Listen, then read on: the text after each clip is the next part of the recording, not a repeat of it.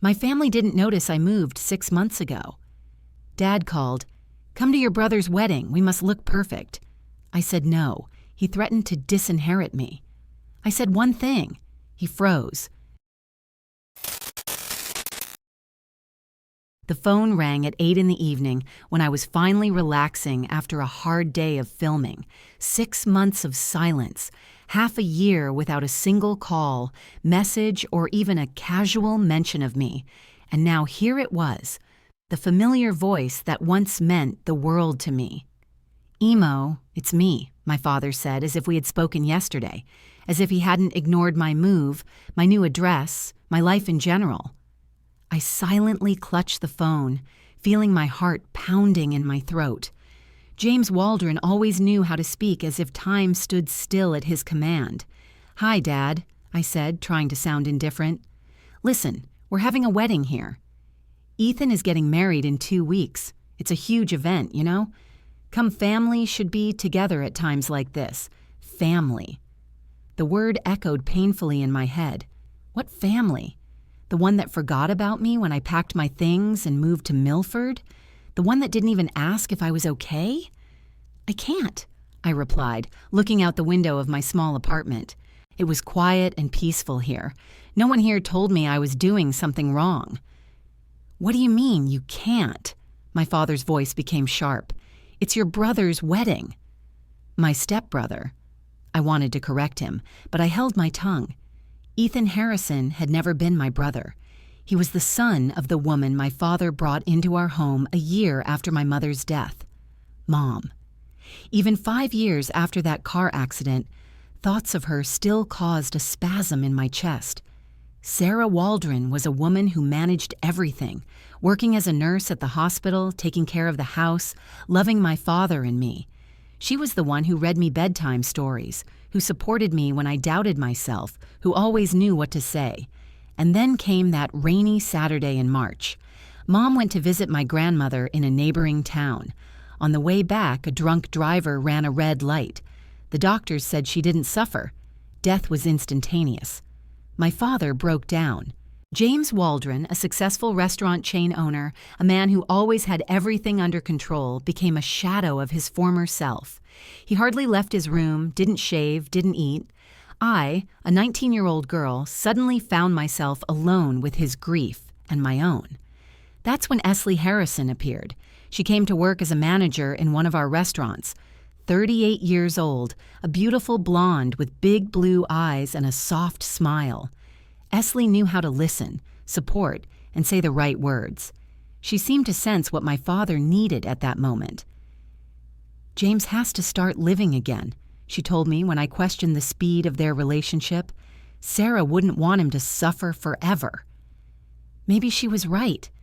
Maybe my father really needed someone to make him feel alive again. But when he announced his engagement 8 months after my mother's death, I felt as if I had been struck. And then Ethan came into our lives. Esley's 20-year-old son from his first marriage was a handsome guy with dark hair and green eyes. At first glance, he seemed charming, but something about his smile always made me wary. Ethan knew how to be perfect when adults were around, especially my father. He said the right things, took an interest in business, and showed respect. But when he was alone with me, he was completely different. "You know, Em, you could stand to lose a little weight," he would say as we sat at breakfast. "A modeling career isn't for everyone." Or, "Your father said you failed another interview? Maybe you should try something easier." Each of his phrases was like a small jab, which in itself was not fatal, but when combined with others, it began to poison my life. And when I tried to complain to my father, he just waved his hand. "Boys always tease. Ethan loves you, he just doesn't know how to show it." Esley always defended her son, too. "He's just worried about you, Em. He has a good heart." Gradually, I realized that there was simply no place for me in this new family configuration. My father was too enchanted with Esley to notice how I was drifting away. He saw only what he wanted to see, a happy family that had helped him out of his depression. And me? I learned to be quiet, smile, and not complain. After all, complaining made everyone unhappy, and I didn't want to be the one to ruin my father's recovery. Emo, are you listening to me? My father's voice brought me back to reality. I hear you, Dad, but I really can't come. Listen, I understand that you're offended that we didn't keep in touch. Didn't keep in touch? I moved 6 months ago and didn't get a single call. Not one. But it's a wedding. We have to look like a real family. Do you understand? Important people will be there, business partners. I can't explain why my daughter isn't at her stepbrother's wedding. That's it. No, I miss you. No, I want you to be there. We have to look like a real family, for business partners. Dad, Emo. His voice became firm, the way he spoke to contractors who didn't fulfill the terms of the contract. If you don't come to this wedding, you can forget about your inheritance. I'm not kidding. There was silence on the line. I sat on my little sofa and looked at the wall covered with photos from my latest shoots, my new life, my independence. I understand, I finally said. So you're coming? No, Dad, I'm not coming. Emo? Goodbye. I hung up and sat in silence for a long time. It was getting dark outside, and I felt anger boiling up inside me, anger I hadn't felt in years. The anger I had suppressed for so long, trying to be a good daughter, a good stepdaughter, good to everyone except myself. Inheritance. He threatens me with my inheritance because I don't want to play a role in his play called Happy Family. But you know what? Maybe it's for the best. But my heart still hurt. It hurt to realize that my own father sees me only as a prop for his perfect life. That to him, I am not a person with feelings, dreams, and pain, but just part of the picture he paints for those around him. I remembered how everything changed after my father and Esley got married. Before, my dad and I used to go fishing together on Saturdays. He would tell me about the restaurant business, ask my opinion on new ideas. After Esley appeared, these traditions gradually disappeared. Esley doesn't like the smell of fish in the car, he explained when I asked why we had stopped going to the lake. Esley thinks you should focus on your studies rather than the business, he said when I asked about the new restaurant. Esley. Gradually, she became the center of his universe, and I found myself in orbit. At first, I thought it was temporary, that my father was just in love, and that everything would return to normal over time. But months and years passed, and nothing changed. The worst part was that Esley genuinely cared about my father. I saw how she made him his favorite coffee, how she supported him after hard days at work, how she listened to his stories about problems with staff. She was a good wife, but she didn't have any maternal feelings for me and probably never would. You understand, Emo, it's hard for me, she said once when I mustered up the courage to talk to her frankly. I don't want to try to replace your mother. It's impossible and wrong, but I hope we can be friends. Friends. But friends don't live in the same house with such tension, where every conversation turns into a minefield. Friends don't ignore the insults their son throws at each other. And Ethan was a master of subtle humiliation. He never said anything openly rude in front of adults. Instead, he used irony, hints, and friendly advice. Oh, Emo is eating sweets again? Well, at least you have a pretty face, he would say at family dinners, and everyone would laugh, thinking it was a compliment. Emo, could you help Mom with the cleaning? After all, you live here for free, he would add when my father was nearby, and my father would nod in agreement. The most painful thing was that my father saw this as caring. It's good that Ethan has a sense of responsibility, he would say to me. He understands the value of work. And me. I graduated from high school with excellent grades, went to college, and started modeling for advertising shoots. But for some reason, my achievements never seemed to be enough. Modeling is an unstable career, my father would say. It's good that you have a backup plan. A backup plan. As if my dream of becoming a successful model was just a childish game that I needed to grow out of. Ethan, meanwhile, got a job as an administrator at one of my father's restaurants right after college. The boy needs experience, James explained. He shows a genuine interest in the business. I remember the day I realized I was losing the battle for my father's attention. It was on my 23rd birthday. We were sitting at the dinner table, my father, Esley, Ethan, and me. Dad gave me a nice pair of earrings, but he spent most of the evening talking to Ethan about some problems with suppliers.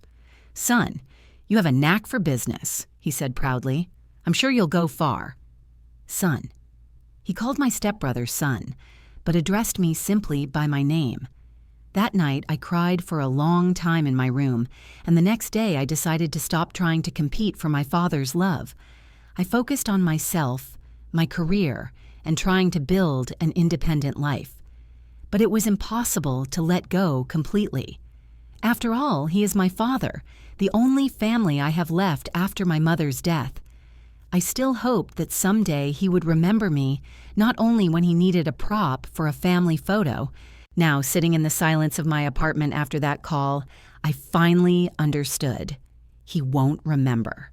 For him, I only exist when it's convenient for him. And when it's inconvenient, I just disappear from his field of vision. 6 months. For half a year, I lived in another city, built a new career, tried to heal my soul. And he didn't even ask how I was doing. But now, when he needs me to play the role of a happy daughter for his guests, he remembered me. I got up from the couch and walked over to the mirror. The reflection showed me a woman who had changed a lot in recent months. My hair had grown longer, my face had become more confident. I had learned to say no to clients who tried to humiliate me on set. I had learned to value my time and my dignity. And now my father is asking me to return to my old role, to be a convenient, submissive, invisible daughter who appears when needed and disappears when she gets in the way. Number. I will not return to that life. 2. Not even for the price of an inheritance. 6 months ago. March. The day when everything changed forever. I remember every detail of that party at Jessica Cole's house, from the smell of her expensive candles to the sound of laughter echoing through the spacious living room. It was the birthday of one of my friends from school, and I rarely went to such events. But Jessica insisted, saying she hadn't seen me in a long time and wanted to introduce me to new people. "Emo, you spend too much time at home," she persuaded me on the phone. "You need to socialize more, make connections. You're a model. It's important for your career." I reluctantly agreed. Lately, I had been finding it harder and harder to be around large groups of people. Something in me had changed after my mother's death and the arrival of my new family. I had become more withdrawn and cautious in my communication. But the party started well. I wore a new dress, dark blue, which emphasized my figure, and even received a few compliments. Jessica introduced me to a photographer who worked with local brands, and we had an interesting conversation about possible collaborations. I felt confident, perhaps for the first time in a long time. And that's when Ethan showed up. He came with a bunch of his friends, guys in their 20s who worked at their dad's restaurants or were in college. Ethan immediately became the center of attention, telling stories and laughing at his own jokes. At first, he even greeted me politely. "Oh, hi, sis," he said, kissing me on the cheek. "I didn't know you'd be here." "Jessica invited me," I replied curtly. "Cool. Where's your boyfriend? I've never seen you with anyone." That was the first jab. Ethan knew perfectly well that I didn't have a boyfriend, but he skillfully presented it as if he were just curious. "Single for now," I replied, trying to sound casual. "Well, that's okay. Not everyone is lucky enough to find love right away, like Charlotte and I." Charlotte Davis, the girl he had been dating for 6 months, a red-haired waitress from one of my father's restaurants who always smiled and said the right things. My father and Esley adored her. The first few hours of the party were quiet. Ethan hung out with his friends, and I hung out with mine. But closer to 11 o'clock, he started drinking more, and his behavior changed. I was talking to that photographer, Mark Webb, about the possibility of starring in his new project when I heard loud laughter. Ethan was standing at the bar with a bottle of beer in his hand, telling his friends something. "So, we live as a family, you know? Dad, Mom, me, and, well, Emo too," he said, pointing in my direction. I felt something cold stir in my stomach, but I continued talking to Mark, trying not to pay attention. "Emo is Dad's stepdaughter," Ethan continued. 25 years old, still lives with her parents, still trying to become a model. His friends chuckled. I clenched my teeth, feeling the blood rush to my cheeks. "Listen, Ethan," I heard someone in his group say. "She's pretty. Why isn't she successful as a model?" "Who knows?" Ethan lowered his voice, but loud enough for me to hear. "Maybe she's not confident enough. Maybe she's not, how do you say, charismatic enough?" Mark noticed that I was distracted. "Are you okay?" he asked. "Yes, I'm fine," I replied quickly, but Ethan's words continued to echo in my ears. "You see, guys, there are people who are made for success, and there are those who just exist," my stepbrother said, and his voice took on a tone I knew well. He was getting carried away. "Emo is a good girl, don't get me wrong, but she's like ballast on a ship, useful for stability, but when you need to sail faster." He made a dramatic gesture with his hand, mimicking something being thrown overboard. Everything around me seemed to stop. The conversations became quieter, while Ethan's words became louder. I felt people looking at me. Someone chuckled, someone else turned away awkwardly. Mark put down his cup. "Excuse me, but who is he talking about?" I couldn't answer. My throat tightened and my eyes stung with tears that I desperately tried to hold back. "Ballast," Ethan repeated, clearly enjoying the audience's attention. "Unnecessary ballast. Dad's too nice to say it, but we all know it." One of the girls, I think it was Mia Richardson, tried to stop him. "Ethan, maybe that's enough?" "No, it's fine." He waved her off. "Emo understands." "Right, sis. You're a smart girl." He turned to me with that charming smile of his that my father knew so well. A smile that hid his absolute confidence in his own impunity. I got up from my seat. My legs were shaking, but I forced myself to go to him. "Ethan," I said quietly, "can I talk to you? Alone?" "Of course, sis," he replied with feigned concern. "Did something happen?" We moved to a corner where there were fewer people. I took a deep breath, trying to gather all my courage. "Why are you doing this?" I asked. "What exactly?" "Humiliating me, all the time, at home, now here. Why?" Ethan looked at me with genuine surprise. "Emo, what are you talking about? I was just joking. Can't we joke around in the family?" "It's not a joke, Ethan. It's humiliation, and you know it." His face changed. The feigned concern disappeared, replaced by something cold and calculating. "Listen, Emo," he said quietly so no one else could hear. "I understand that it's hard for you, losing your mom, getting used to a new family, but that's life. People move on and some get stuck in the past." "What are you talking about?" "About how Dad is happy with Mom. They've created a new family. And you remind him of what he'd like to forget." His words hit me like a physical blow. "That's not true." "No? Then why does he rarely talk to you? Why isn't he interested in your achievements? Why does he never invite you to business meetings, but invites me?" I was silent because I knew he was partly right. My father had indeed become colder toward me, less interested in my life. "You see, Emo, there are people who are important to the future of the family, and there are those who just exist by inertia," Ethan continued. "Dad can't kick you out because you're his daughter, but that doesn't mean he needs you." I felt something break inside me. Not my heart. It had broken long ago when my father stopped taking an interest in my life. The last illusion that I still had a place in this family was breaking. You're a monster," I whispered. Ethan smiled. "No, Emma. I'm just being honest, unlike everyone else who pretends not to see the obvious." I turned and left. I just walked out of that party without saying goodbye to anyone, not even Jessica. I got in my car and drove home, crying so hard the whole way that I could barely see the road. At home, I sat until morning, thinking about Ethan's words. He said cruel things, but there was some truth to them. My father really had changed after marrying Esley. I really had become less important to him. The next morning, I made a decision.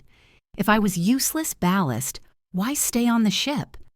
I found a small apartment in Milford, a town an hour's drive from home, far enough away to feel independent, but close enough not to lose touch completely. When I told my father about my intention to move, he wasn't even surprised. "I guess you really need your independence," he said, without looking up from his newspaper. "It's normal for your age." "Dad, will you miss me?" He looked at me over the top of his newspaper. "Of course, sweetheart. But Milford isn't far. You'll come home on the weekends." But I didn't come home, and he didn't call. The first few months in the new city were difficult. I felt abandoned, useless. But gradually, I found new clients for photo shoots and made a few friends. Most importantly, I met Vida. Vida Morgan is a girl my age with short dark hair and a sharp mind. We met in a coffee shop where I was sitting with my laptop looking through new castings. She came up with a question about Wi-Fi, and we ended up talking for 2 hours. "Are you Emma Waldron?" she asked, "the daughter of the restaurant chain owner?" "Yes," I replied cautiously. "I work at one of them, the Green Garden, as a waitress." Vida turned out to be a straightforward and sincere person. She told me about the atmosphere in the restaurant, how the staff were treated, and about Ethan, who had become the manager. "He's not very popular with the staff," she said. "He's rude and condescending. He constantly reminds everyone that he's the owner's son and the owner's stepson." We became friends. Vida was the kind of person I could talk to openly about my family without fear of judgment. She understood the complexity of the situation and never said trite things like, "They just don't understand you." Then, 3 weeks ago, Vida called me late at night. "Emo, I need to tell you something," she said without greeting me, "but not over the phone. Can we meet tomorrow?" We met at the same coffee shop where we had first met. Vida looked worried. "Listen, I don't know if I should tell you this," she began, "but you're my friend, and I can't keep it to myself." "What happened?" "There was a terrible scene at the restaurant yesterday. Ethan was arguing with the chief accountant, Mr. Robbins. Something about a cash shortage and incorrectly filed documents." I frowned. My father always took financial discipline in his restaurants very seriously. Robbins was yelling that Ethan was signing bills without his knowledge, that the money wasn't going where it was supposed to go, and Ethan... Vida paused. Ethan said, "It's okay. Soon this restaurant will be mine and you'll be out of here." I felt my blood run cold. "Are you sure you heard that?" "Absolutely sure. I was walking past the office with a tray and the door was open. After that, Robbins came out like a madman and Ethan remained sitting with an expression on his face, as if he had just won the lottery." I was silent for a long time, thinking about what I had heard. "Vida, are you sure you're not mistaken? Maybe he meant something else?" "Emo." She put her hand on my shoulder. "I know it's hard to hear. But no, I'm not mistaken. And that wasn't the only time. Lately, Ethan has been acting like he already owns the place. He gives instructions that contradict your father's orders and changes schedules without consultation." I felt like the ground had been pulled out from under my feet. 6 months ago, Ethan called me useless ballast.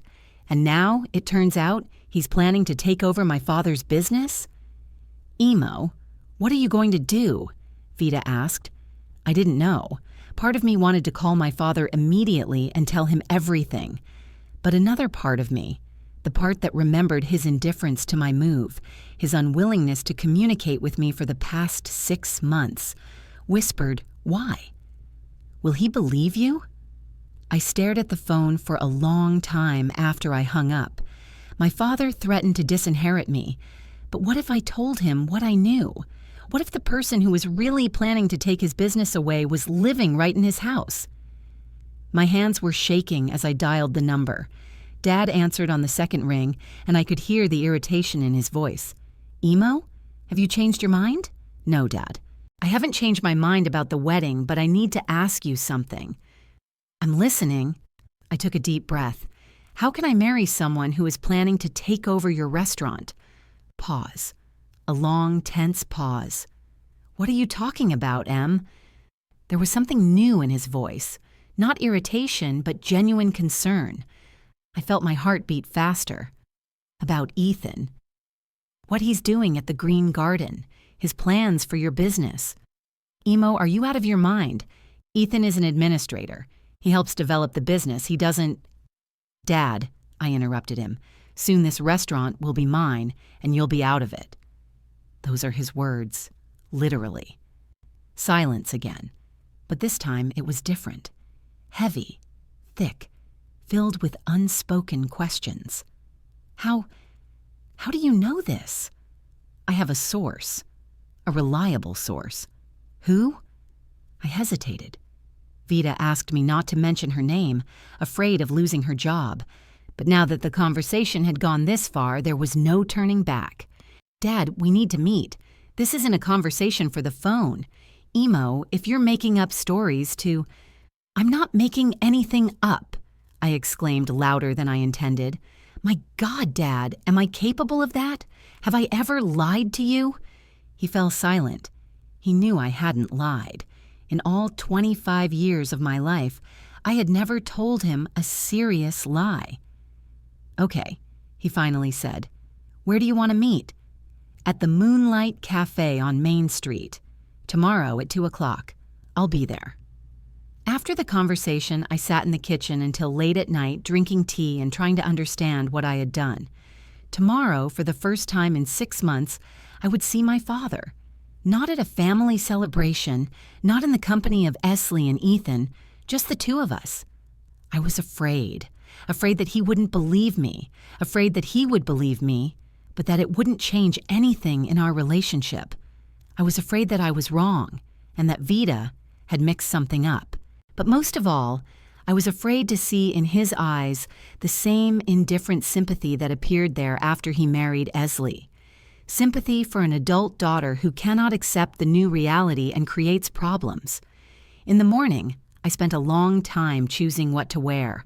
I wanted to look mature and confident, but not hostile. I settled on simple jeans and a light blouse, neutral and comfortable. The Moonlight Cafe was a small, cozy place with wooden tables and the smell of freshly baked bread.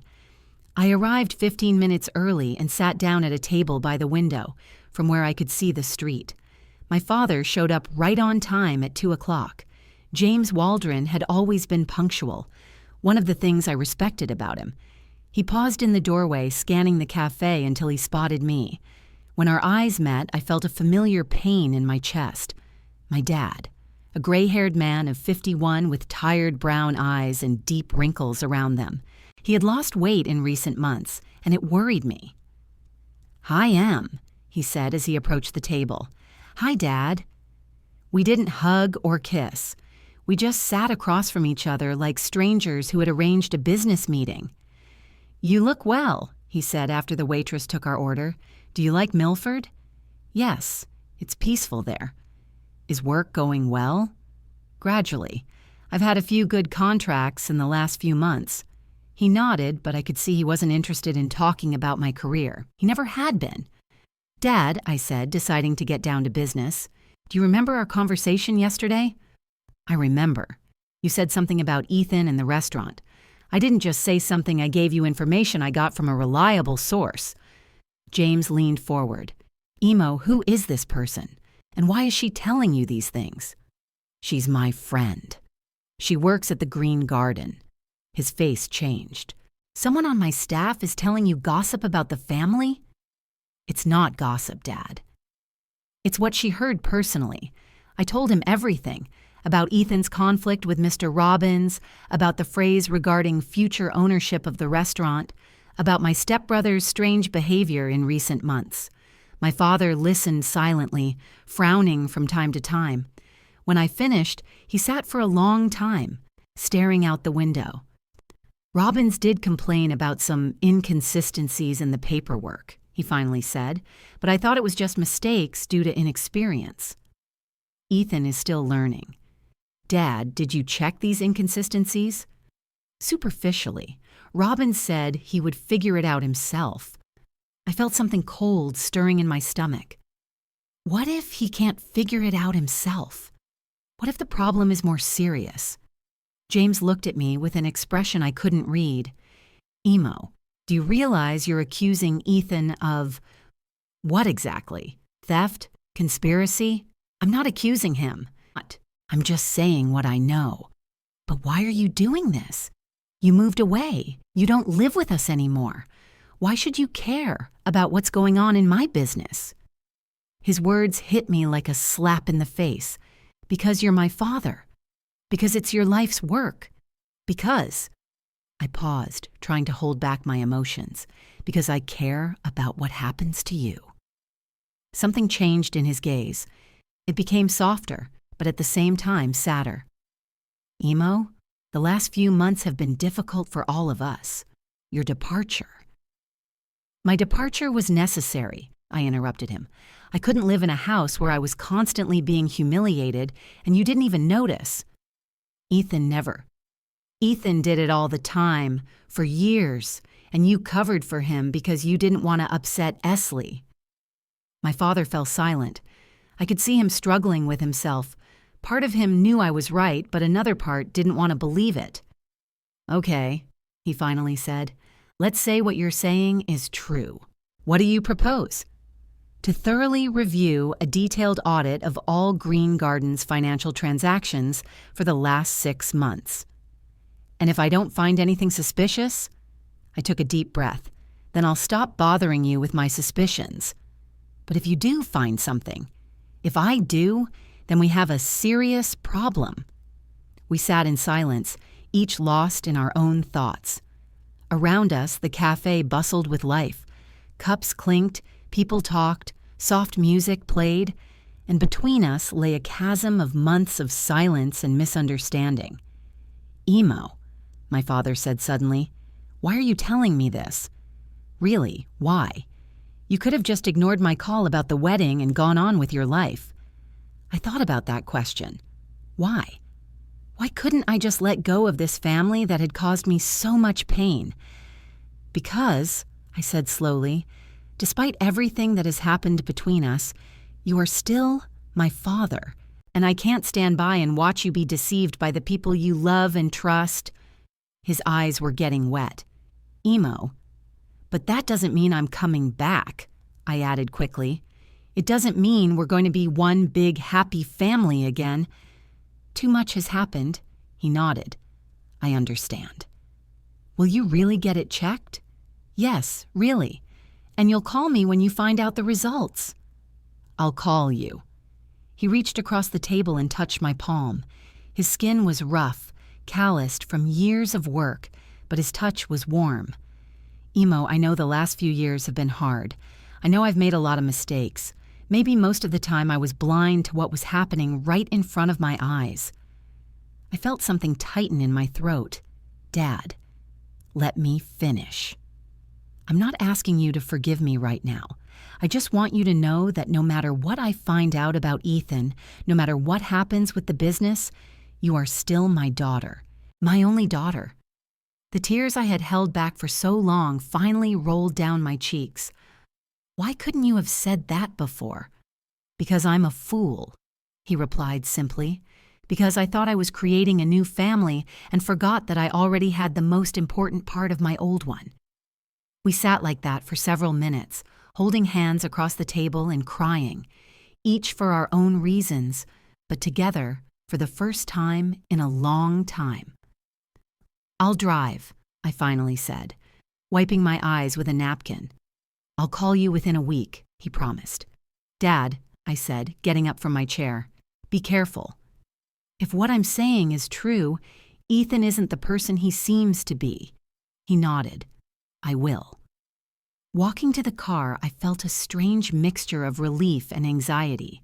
Relief that I had finally told my father the truth, anxiety about where this would lead, but at least now I knew I had done everything I could. The rest was out of my hands. That evening, Vita called to find out how the meeting had gone. Did he believe you? I don't know, I replied honestly, but he promised to check. How did he react to what I told you about Ethan? He understood that you had no other choice. But Vita, be careful at work over the next few days. If Ethan finds out that you passed the information on to me. I know, she said, but I would do it again. What he's doing is wrong. After the conversation, I lay in bed for a long time, staring at the ceiling. Tomorrow a new phase will begin.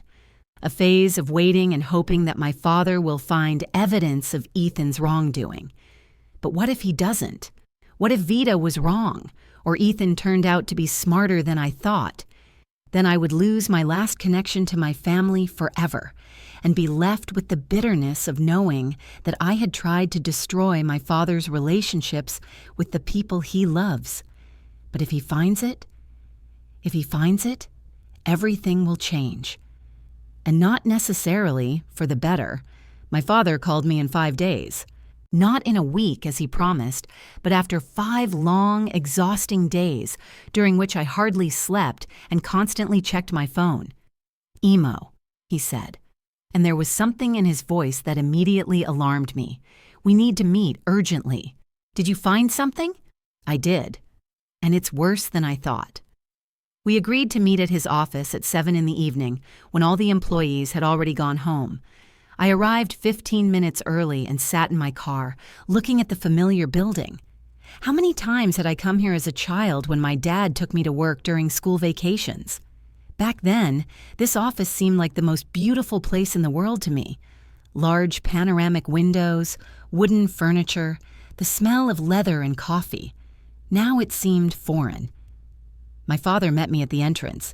He looked like he hadn't slept for several nights. Red eyes, unshaven, his suit wrinkled. "Hi, Dad," I said quietly. "Hi, honey." We walked up to his office in silence. There were piles of documents, folders, and printouts on the large wooden desk. The laptop was open, displaying some tables with numbers. "Sit down," he said, pointing to the chair across from the desk. I sat down and waited. James paced around the office, stopping from time to time and looking at me as if he didn't know where to start. "Emo," he finally said, "you were right. Absolutely right." I felt something cold spread through my body. Part of me hoped that I was wrong, that Vita had gotten something mixed up, that Ethan was just a stupid boy, not a thief. "What exactly did you find?" My father sat down at the table and picked up one of the folders. I'll start from the beginning. After our conversation, I decided to thoroughly check all of Green Garden's financial transactions for the past year. At first, everything seemed normal. The usual expenses for food, salaries, utilities. But then I noticed some strange things. He showed me several documents. Invoices from suppliers I don't know. Amounts that seem inflated. Signatures that look very similar to mine, but these aren't your signatures? No, someone forged them very carefully. I leaned closer, examining the documents. Indeed, the signatures resembled my father's, but something was wrong with them. They were too neat, too perfect. "Next," my father continued, "I checked the bank accounts. It turned out that some of the money was being transferred to accounts that I hadn't opened. Accounts opened in the names of front men, but with addresses belonging to..." He paused, as if he still couldn't believe what he was about to say. "Belonging to whom, Dad?" "Esley. The addresses belonged to Esley, her old house, her sister's house, her former workplace." I felt my heart sink. Esley was involved in this? More than that. Dad picked up another folder. I hired a private investigator to check these accounts. It turns out that the money from them is being transferred to Esley's personal account. Over the past 8 months, she has withdrawn more than $200,000 from the restaurant. $200,000. That was a huge amount of money for a small restaurant. But how? How did they do it? Very simple, my father said bitterly. Ethan forged my signatures, created fictitious accounts from non-existent suppliers, and Esley opened accounts in the names of front men. It was a perfect scheme that could have gone on for years if it weren't for Mr. Robbins. Robbins knew? He suspected, but when he tried to find out the details, Ethan stopped him, saying he would figure it out himself, and Robbins didn't dare go against the son of the owner's wife. I sat there trying to digest all this information. Ethan wasn't just planning to take the restaurant, he was already taking it, piece by piece, account by account. "Dad, what about the other restaurants?" His face grew even darker. "I'm checking." So far, I've found similar schemes in 2 other establishments. The total amount could be as high as $500,000. $500,000. It was a disaster. "What are you going to do?"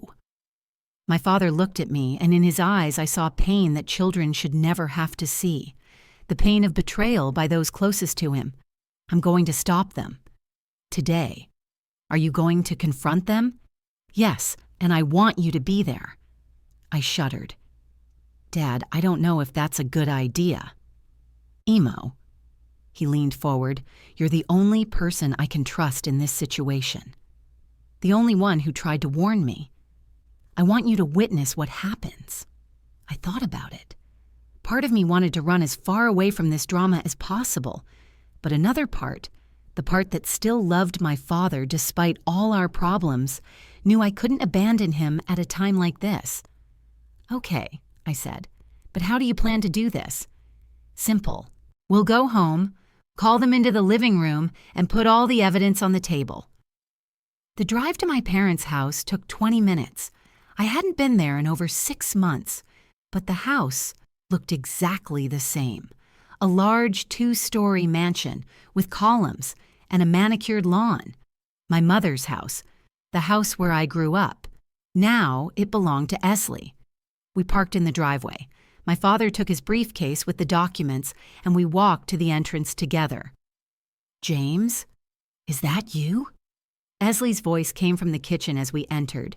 "Yes, it's me," my father replied. "Can you call Ethan?" "We need to talk." Esley appeared in the hallway, drying her hands with a kitchen towel. She looked the same as always, perfectly coiffed, dressed in comfortable but elegant clothes. When she saw me, her expression changed. "Emo, what are you doing here?" "Hi, Esley," I said cautiously. "Where's Ethan?" my father repeated. "In his room." "But James, what's going on? Why is Emo—" "Call him," my father said in a tone that brooked no argument. Esley gave me another wary look and went upstairs. A few minutes later, she returned with Ethan. My stepbrother looked relaxed and confident. He even smiled when he saw me. "Oh, sis is back. Changed your mind about the wedding?" "The living room?" "Now," Dad said, ignoring Ethan's question. We all went into the large living room, the same one where our real family used to gather for Christmas and birthdays. My father put his briefcase on the coffee table and opened it. "Sit down," he said to Esley and Ethan. They sat down on the sofa opposite him. I remained standing by the fireplace. "James, you're scaring me," Esley said with a nervous laugh. "What's going on?" My father took a stack of documents out of the briefcase and placed them on the table. "What's going on, Esley, is that over the last 8 months, you and your son have stolen $500,000 from me." The silence was so thick you could cut it with a knife. Esley turned pale, and Ethan smiled. "Dad, what are you talking about?" he said in a tone of genuine surprise. "This," her father said, picking up one of the documents, "a bill from Green Supply for $15,000 for products that were never delivered, a company that doesn't exist, with your signature, Ethan, which looks very similar to mine." Ethan's smile became less confident.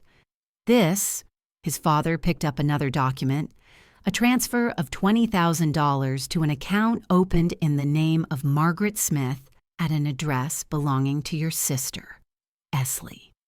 Esley gasped.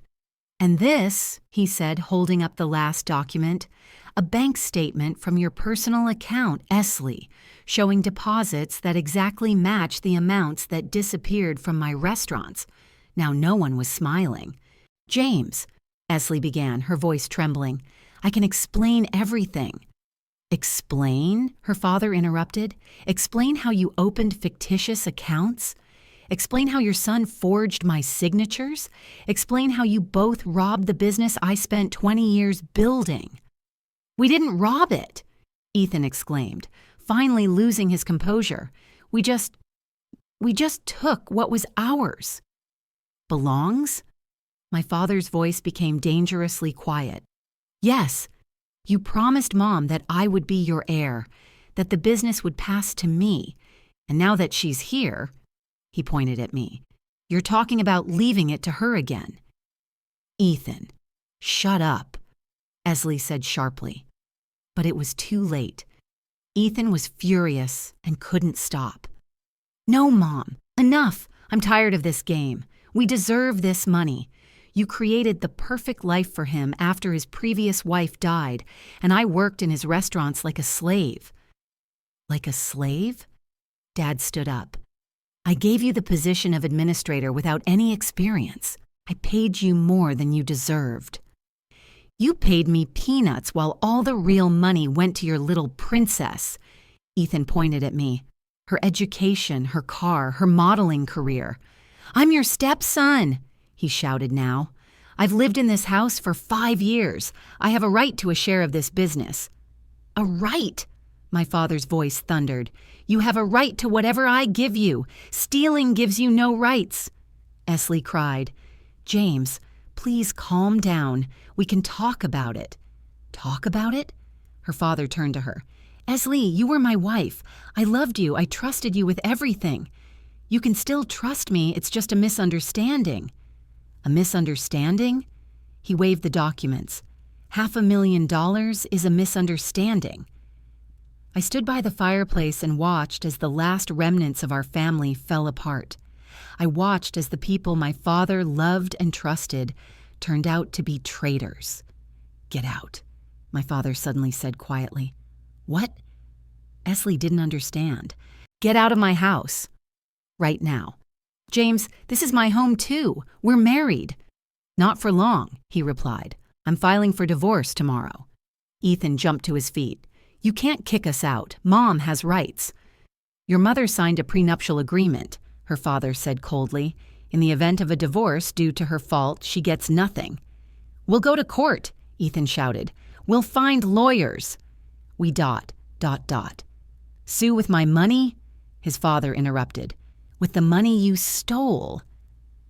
Esley got up from the couch. Her face was wet with tears, but there was something hard in her eyes.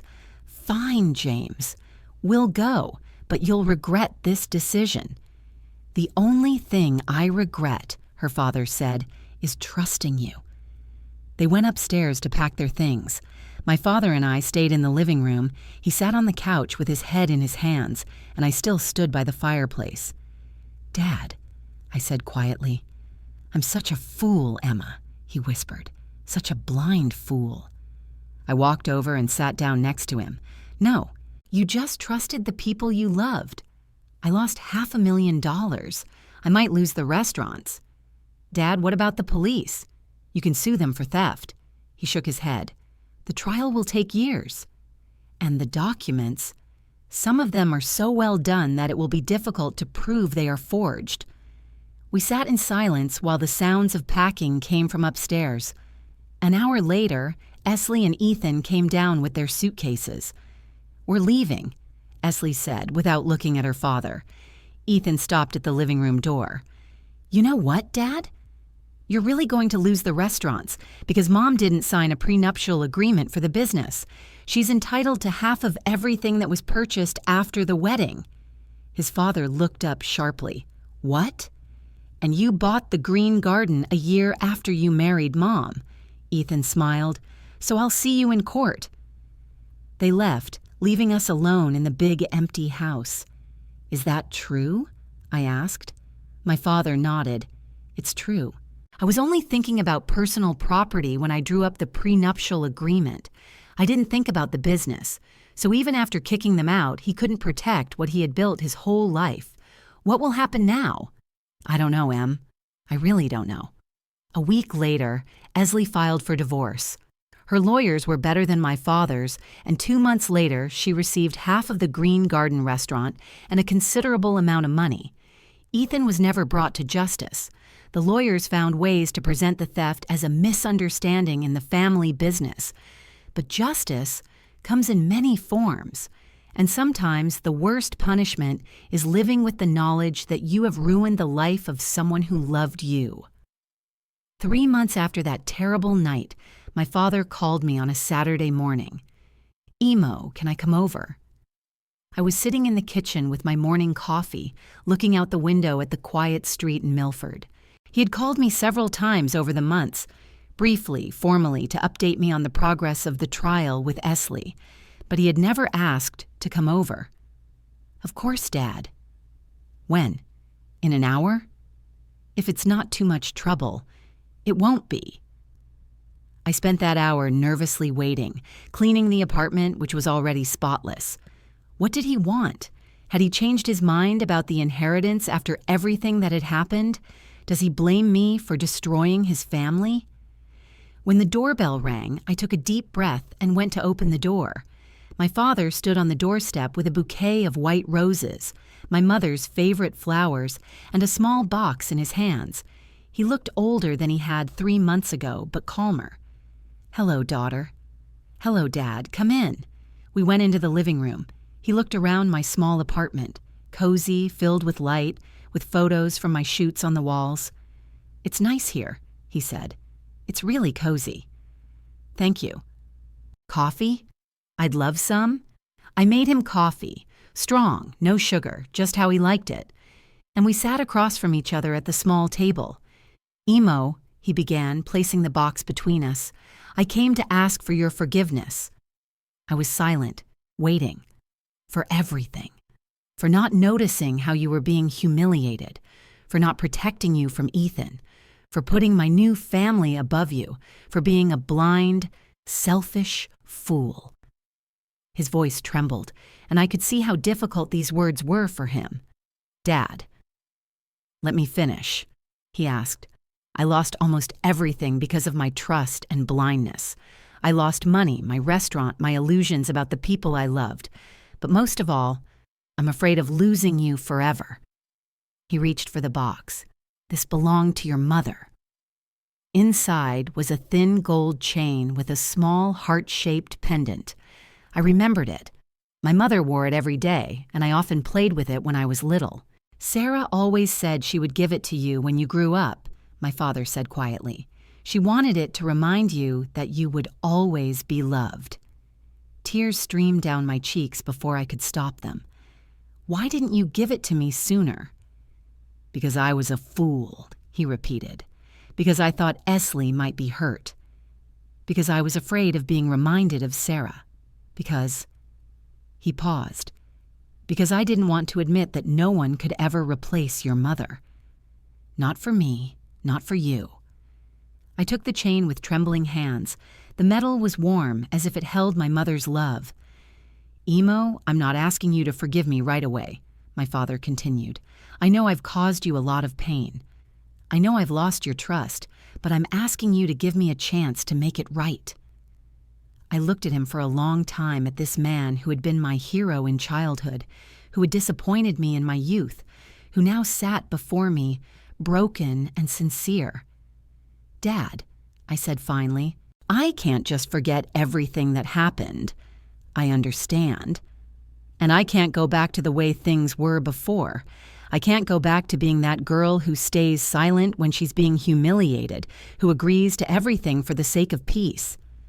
I'm not asking for that." "Then what do you want?" He thought about the question.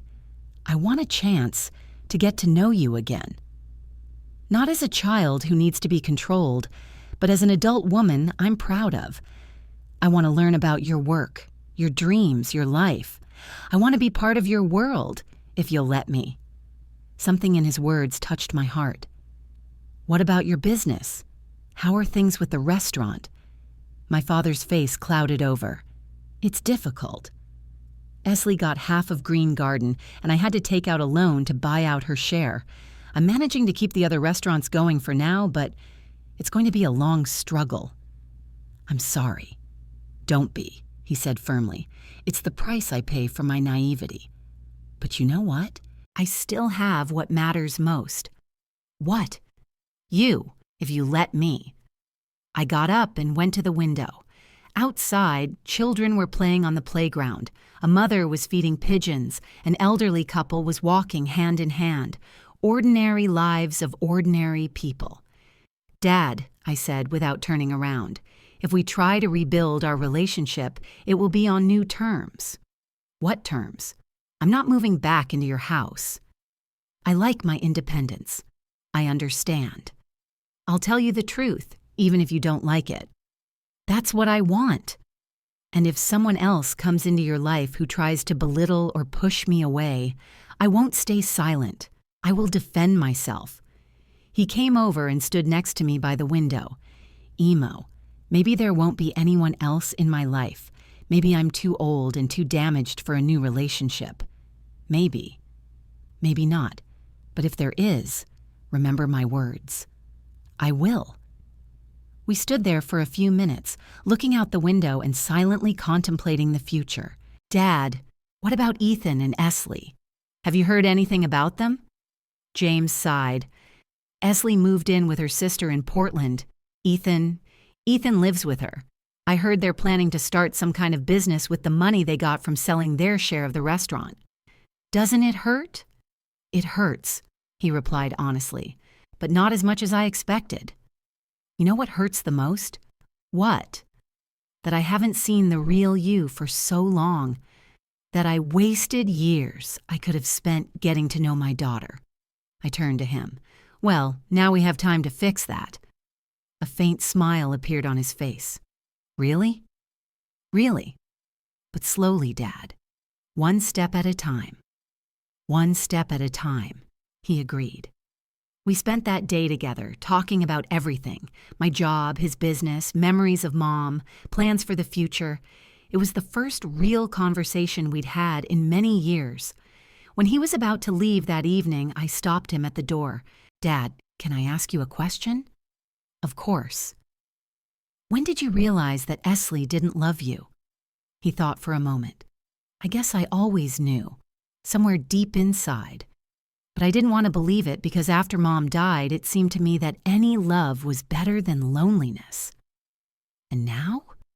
And now I know that loneliness is better than fake love. After he left, I sat in the dark for a long time, holding my mother's necklace in my hands. It wasn't just a piece of jewelry. It was a reminder that true love doesn't require sacrifice. Over the next few months, our relationship with my father slowly recovered. He called me every week, not imposing himself, but showing that he was thinking about me. Sometimes we met for coffee or lunch in a neutral place. Gradually, I told him about my work, about new contracts, about the photographers I worked with, about my plans to expand into advertising photography. He listened attentively, asked questions, and gave advice when I asked for it. And he told me about his struggle to keep his business afloat, how he had to lay off some of his staff, how he looked for new investors, how he slowly rebuilt his reputation after the scandal. You know, Emo, he said once, maybe it was all necessary, so that I could understand what's really important. And what's really important? Family. Real family. People who love you not for what you can give them, but simply for who you are. 6 months after that conversation in my apartment, I received an offer from a large advertising agency in New York. It was my dream to work with famous brands and meet world-class professionals. When I told my father about it, he was silent for a long minute. It's far away, he finally said, very far away. But it's your dream? Yes. Then go. I looked at him in surprise. Just like that? Emo, I lost you once because of my selfishness. I won't make that mistake again.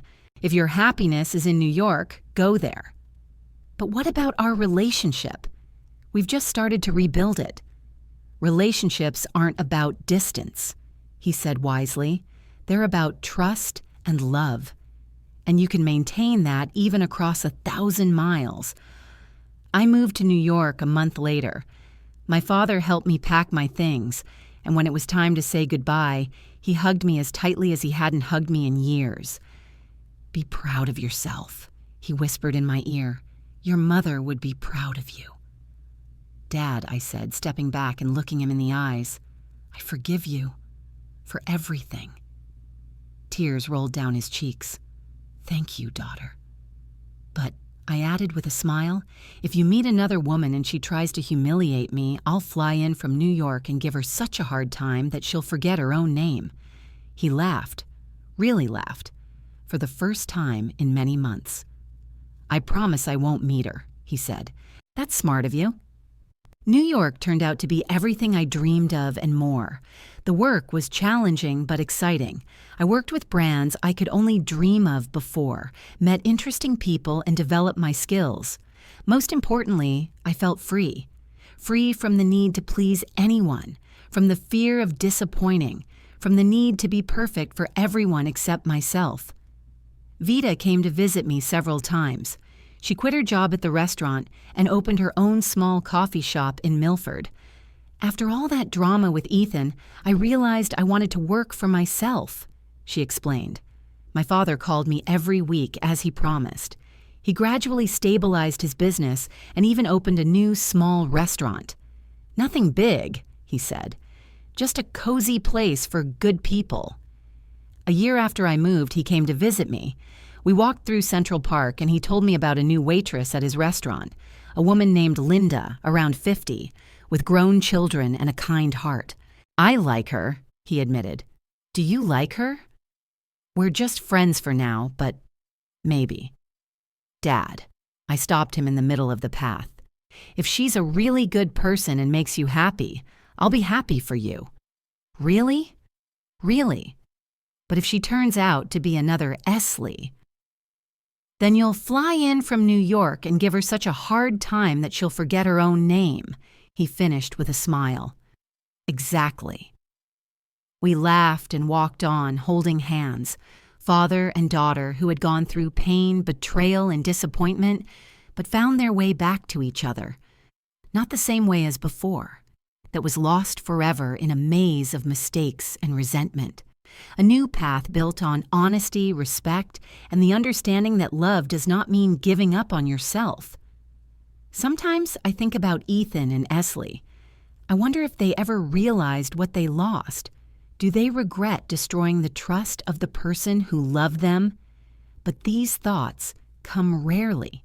I have my own life, my own dreams, my own goals.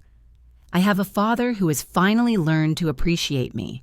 I have friends who respect me for who I am, and I have a necklace with my mother's heart, which reminds me every day, you will always be loved. But most importantly, you have learned to love and respect yourself, and that is more valuable than any inheritance.